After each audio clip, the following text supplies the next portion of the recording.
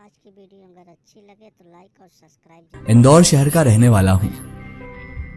आज मैं आपको अपनी जिंदगी की एक ऐसी घटना से, एक ऐसी सच्चाई से वाबस्ता कराने जा रहा हूँ जिसे सुनने के बाद आप लोगों को भी रूहानी ताकतों पर और जिन जिन्नात पर यकीन हो जाएगा। जिन जिन्नात होते हैं या नहीं, इससे पहले मुझे भी इस बात पर बहुत शक था, लेकिन जब मेरे साथ ये घटना हुई तब मुझे ना चाहकर भी इस पर यकीन करना पड़ा कि वाकई हमारे अलावा इस दुनिया में बहुत सारी मखलूकात मौजूद है, जिसमें से एक मखलूक जिन जिन्नात की भी है। आज मैं आपको मेरी एक सच्ची कहानी सुनाने जा रहा हूँ जो मेरी और एक जिनजादी की है कि किस तरह एक जिनजादी मेरे पीछे पड़ गई। बात उस वक्त की है जब मेरी उम्र 28 साल की थी। मेरा एक खुशहाल परिवार है जिसमें मैं, मेरी वाइफ और 3 बच्चे हैं। जीवन बिल्कुल अच्छी तरह से गुजर रहा था। जिंदगी में कोई भी परेशानी नहीं थी और मेरा काम भी बहुत अच्छा चल रहा था। और मेरा काम है वाटरप्रूफिंग का। जिंदगी बहुत अच्छी तरीके से गुजर रही थी, लेकिन वो कहते हैं ना कि जब जिंदगी अच्छी तरह से गुजर रही होती है तो कुछ ना कुछ ऐसा जरूर होता है जिससे आपकी जिंदगी और आपकी मानसिक स्थिति पूरी तरह हिल जाती है। मेरे साथ भी कुछ ऐसा ही हुआ था। एक मर्तबा मैं काम के सिलसिले में खरगोन गया था। वहां पर मेरी साइट कंप्लीट होने ही वाली थी। साइट कंप्लीट करते करते मुझे रात हो चुकी थी। रात को जब मैं खरगोन से इंदौर लौट रहा था तभी अचानक मेरी बाइक खराब हो गई। रात का वक्त था और घोर सन्नाटा था। अंधेरा इस कदर का था कि वहां पर बिना लाइट के किसी को भी देखना मुमकिन नहीं था। और उसी बीच रास्ते में अचानक मेरी बाइक खराब हो गई। वहां से कुछ ही दूरी पर एक गांव था जहां पर कुछ लोग रहते थे। बहुत कम आबादी होने के कारण वहां पर इतनी अच्छी सुविधाएं भी नहीं थी, यानी कि वहां पर लाइट, नल, इन सब चीजों की सुविधा नहीं थी। एक गांव था जो कि बहुत ही पुराना गांव था और बहुत कम लोग वहां पर रहते थे। उसके अलावा वहां पर दूर दूर तक कोई गांव नहीं था। तो मैंने सोचा कि क्यों ना इसी गांव में चलकर ये रात गुजारी जाए, क्योंकि रात के उस वक्त 1 बज रहे थे और मैं काम करके वापस लौट रहा था। लेकिन गाड़ी का अचानक खराब हो जाना मेरे लिए बहुत नुकसानदायक था। ये वही रात थी जिस रात मेरे साथ एक ऐसी घटना होने वाली थी जो मेरी जिंदगी को उथल पुथल कर रख देने वाली थी। मैंने बाइक को धक्का लगाना स्टार्ट किया और अपनी बाइक को धक्का लगाते हुए उस गांव के अंदर दाखिल हो गया। गांव में बहुत अंधेरा था, किसी घर में लाइट तो थी ही नहीं और उसके अलावा उस गांव में बहुत ही कम घर थे। और गांव की जिंदगी बहुत अजीब जिंदगी होती है। वहां पर रात होते ही लोग अपने अपने घरों में कैद हो जाते हैं। ना कोई बाहर निकलता है, ना ही कोई किसी से मिलता जुलता है। शहर की तरह वहां ऐसा माहौल नहीं होता कि रात होते ही लोग बाहर अपनी बाइकों से और 4 व्हीलरों से निकल जाते हैं। गांव में बिल्कुल उल्टी स्थिति थी। वहां पर बंदा ना बंदे की जात कोई नहीं दिख रहा था। मैं अपनी बाइक धकाता हुआ धीरे धीरे गांव के अंदर इंटर हो चुका था और गांव के अंदर एक भी शख्स ऐसा नहीं था जो बाहर घूम रहा हो। जैसे ही मैं गांव के अंदर पहुंचा तो उस घोर सन्नाटे में मुझे अचानक एक औरत दिखाई दी। मैंने जैसे ही उस औरत को देखा तो मेरे दिल में एक उम्मीद की किरण जागी कि कोई तो ऐसा दिखा जिससे मैं मदद मांग सकूं। लेकिन वह औरत बहुत दूर खड़ी थी और उसका चेहरा मुझे सही दिख नहीं रहा था। मैंने बाइक को एक साइड स्टैंड पे लगाया और उस औरत की तरफ बढ़ने लगा। जैसे जैसे मैं उस औरत की तरफ बढ़ रहा था वो दूर जाती जा रही थी। मुझे लगा कि वो अपने घर की ओर जा रही है, तो मैं उसके पीछे पीछे जाने लगा। वो औरत एक सुनसान जगह पर जाकर एक घर के पास रुक गई। मुझे लगा शायद ये उसी का घर है और उस घर में एक रोशनी भी जल रही थी। शायद दिया या लालटेन था जो उस घर में रोशनी दे रहा था। वो औरत मुड़कर मुझे देखती है और उसके बाद घर के अंदर चले जाती है। मैं भी मदद की आस में उस औरत के पीछे चले जाता हूँ। जैसे ही मैं उस घर के करीब जाता हूँ तो मेरी आंखें फटी के फटी रह जाती हैं, क्योंकि वो औरत एक नौजवान औरत थी और बला की खूबसूरत थी। मैं उसे देखता ही रह गया। मेरी आंखें उस पर से हटी नहीं रही थी। जैसे ही मैं कुछ बोलने वाला था उससे पहले ही उसने मुझे अंदर आने के लिए कहा। मैं अचानक चौंक गया, लेकिन मेरे अंदर का शैतान जाग उठा। उसके बाद मैं अपने आप को रोक नहीं पाया और मैं उसके घर के अंदर दाखिल हो गया। अचानक मुझे अजीब सी कैफियत तारी होने लगी। मेरा जहन और मेरा दिल दिमाग अपने काबू में नहीं था। मैं उस लड़की की ओर देखे जा रहा था और उसकी तरफ बढ़ते जा रहा था। मुझे पता ही नहीं चला कि कब मैं उसके इतने करीब पहुंच गया कि हम दोनों 2 जिस्म और एक जान हो गए। उसके बाद वो रात मैंने उस औरत के साथ ही गुजारी। वो औरत इतनी खूबसूरत थी कि मैं अपने दिलो दिमाग पर काबू न रख सका और मैंने उसके साथ हम बिस्तरी कर ली। सुबह जब मेरी नींद खुली तो मैंने अपने आप को एक खंडर में पाया। मैं अचानक चौंक कर उठा और मैं घबरा गया। मैंने फटाफट अपने कपड़े पहने और सीधे वहां से बाहर भागा। बाहर भागते हुए मुझे बहुत सारे लोगों ने देखा था और मैं सीधे अपनी गाड़ी के पास जाकर ही रुका। मैं बहुत घबरा गया था, लेकिन करता क्या, मुझसे भूल तो हो चुकी थी। मुझे समझ नहीं आया कि वो औरत कहाँ गई और मैंने जिसके साथ हम बिस्तरी की थी, मैंने जिसके साथ रात गुजारी थी, वो औरत कहाँ गायब हो गई और मैं एक खंडर में कैसे आ गया। मेरा जहन पूरी तरह से ब्लॉक हो चुका था। मुझे समझ नहीं आ रहा था कि मेरे साथ क्या हो रहा है। क्या वो एक सपना था? क्या वो औरत मैंने सपने में देखी थी? मुझे ये भी समझ नहीं आ रहा था। तभी गांव के एक बुजुर्ग व्यक्ति ने मुझे देखा। मुझे घबराया हुआ देखकर वो मेरे करीब आए और कहने लगे, बेटा क्या हुआ? मैंने वो बुजुर्ग को ये बताया कि इस खंडर में कौन रहता है। तो उस बुजुर्ग व्यक्ति ने कहा कि इस खंडर में तो सालों से कोई नहीं रहता।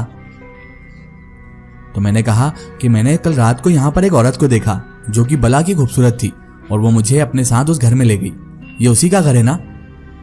बाबा ने कहा, कौन सी औरत और किस घर की बात कर रहे हो तुम? वो घर जो सालों से वीरान पड़ा है। मैंने कहा, हाँ वो घर, सामने वाला घर। जब रात थी तो वहां पर रोशनी भी थी और बहुत अच्छा घर था और एक नौजवान औरत भी थी जो बला की खूबसूरत थी। मैं उसके साथ ही रात भर था, लेकिन सुबह होते ही मेरी आंख खुली तो मैंने अपने आप को खंडर में पाया। मुझे कुछ समझ नहीं आ रहा है कि वह औरत कहाँ गई और मैं उस खंडर में कैसे पहुंच गया।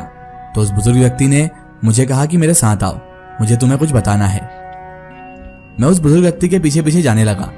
तभी वो बुजुर्ग व्यक्ति मुझे अपने घर पर ले गए और मुझसे पूछने लगे कि सच बताओ, तुमने कल रात को क्या क्या देखा?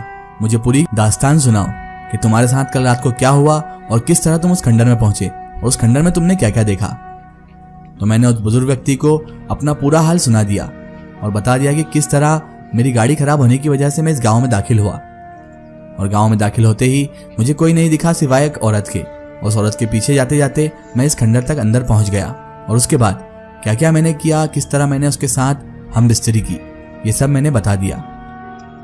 वो बुजुर्ग चाचा मेरी बात सुनकर बड़े हैरान हुए और उनके चेहरे पर एक डर साफ झलक रहा था। दरअसल जिस खंडर में मैं गया था वहां पर एक जिनजादी का साया था। एक जिनजादी जो कि बहुत ही खतरनाक थी और उसने कई लोगों को मौत के घाट उतारा था। पहले तो वो अपने हुस्न के जादू से उस इंसान को काबू में करती है, फिर उस पर हावी होकर एक दिन उसे मौत के घाट उतार देती है। उस जिनजादी का यही काम था कि वो जिनजादी नौजवान मर्द को अपने घर में ले जाकर उसके साथ हम बिस्तरी करती। जब तक उसकी हवस पूरी रहती है, जब तक तो वो इंसान को कुछ नहीं करती, लेकिन जहां इंसान उससे दूर होने की कोशिश करता है तो फिर वो उसे मौत के घाट उतार देती है। उस बुजुर्ग व्यक्ति ने मुझे सारा माजरा बता दिया कि मैं एक जिनजादी के चंगुल में बुरी तरह फंस चुका हूं। उस बुजुर्ग व्यक्ति ने कहा कि तुम्हें उसके साथ ये सब काम नहीं करना चाहिए था। अब वो तुम्हारे सर पड़ चुकी है, अब वो हर रात तुम्हें आसपास दिखेगी। मैंने बुजुर्ग व्यक्ति की बात पर यकीन नहीं किया। मैंने कहा, ऐसा कोई होता है क्या? वो कोई जिनजादी विनजादी नहीं थी, वो एक बहुत खूबसूरत औरत थी जिसके साथ मैंने हम बिस्तरी की, इसीलिए उसने मुझे उस खंडर में पटक कर वहां से जाना ही ठीक समझा। मुझे लग रहा था कि बुजुर्ग व्यक्ति मुझे बेवकूफ बना रहे हैं और मुझे बेफालतू में डरा रहे हैं, लेकिन मैं ये नहीं जानता था कि उस बुजुर्ग व्यक्ति ने जो बात बताई थी वो दरअसल हकीकत थी। मेरा सामना एक जिनजादी से ही हुआ था। मैंने बुजुर्ग व्यक्ति को गुस्से में अनाप शनाप बोलकर वहां से जाना ही ठीक समझा और अपनी गाड़ी के पास आया और गाड़ी जब मैंने स्टार्ट की तो गाड़ी ऑटोमेटिक स्टार्ट हो गई। मैं हैरान था कि रात को जो गाड़ी बंद हुई थी वो अचानक स्टार्ट कैसे हो गई, वो भी बिना मैकेनिक के। लेकिन मेरा ध्यान उस वक्त सिर्फ उस बुजुर्ग बाबा की बात पर था। उन बाबा ने जो बात बताई थी वो फिक्र करने वाली भी थी। खैर मैं वहां से अपने घर तो आ गया, लेकिन घर आकर मुझे बेचैनी सी रहने लगी। मुझे अपने आसपास किसी मौजूदगी का एहसास रहने लगा। ऐसा लगता कि कोई मेरे आसपास हमेशा मौजूद रहता है और कोई ना कोई मुझे हमेशा देख रहा है। मैं जब रात को सोता तो मुझे वही औरत अपने ख्वाब में भी दिखती। वो बार बार मुझे अपनी ओर बुलाती और जैसे ही मेरी आंख खुलती तो सामने कोई नहीं होता। मैं बहुत परेशान रहने लगा था, मैं बहुत उदास रहने लगा था। ऐसा लगता था कि मेरे सर पर कोई बोझ रहने लगा है। मेरी तबीयत भी अचानक बिगड़ने लगी और मेरे हाथ पैर हमेशा ढीले ढीले रहने लगे। मुझे कुछ समझ नहीं आ रहा था कि मेरे साथ ये क्या हो रहा है, लेकिन एक दिन एक ऐसी घटना घटी जिसे सुनकर आप सब हैरान रह जाएंगे, जिसे देखकर मेरे पैरों तले जमीन खिसक गई थी। एक दिन जब मैं अपनी वाइफ के साथ अपने बेड पर लेटा हुआ था तो अचानक मुझे अपनी वाइफ के अंदर से गुर्राने की आवाज आने लगी। जैसे ही मैंने अपनी वाइफ की तरफ देखा तो हूबहू मेरी वाइफ की शक्ल उस रात वाली औरत से मिलने लग गई। मैं अचानक डर गया और उठकर अपने बेड पर बैठ गया। तभी मेरी वाइफ उठी और उसकी आंखों में एक अलग सी ही चमक थी। उसकी आंखें चमक रही थी और उसकी शक्ल हूबहू उस औरत की शक्ल जैसी हो चुकी थी। ऐसा लग रहा था कि ये वही औरत है। और अचानक उस पर पता नहीं कौन सा जुनून सवार हुआ कि वो मेरे ऊपर चढ़ बैठी। मैं घबरा गया और मैंने उसे धक्का देकर नीचे फेंक दिया और फटाफट अपने रूम से बाहर होकर हॉल की तरफ भाग गया। मैं बहुत डर चुका था क्योंकि मेरी बीवी के अंदर मैंने अभी अभी उस औरत को देखा था और मुझे बाबा की वो बातें ध्यान आने लग गई जो उन्होंने मुझे बताई थी कि जब तक उस जिनजादी की हवस पूरी होती रहेगी तब तक वो मुझे कुछ नहीं करेगी और जहां मैंने उसे छोड़ने की सोची उस दिन वो मुझे मौत के घाट उतार देगी। अब मैं बहुत घबरा चुका था।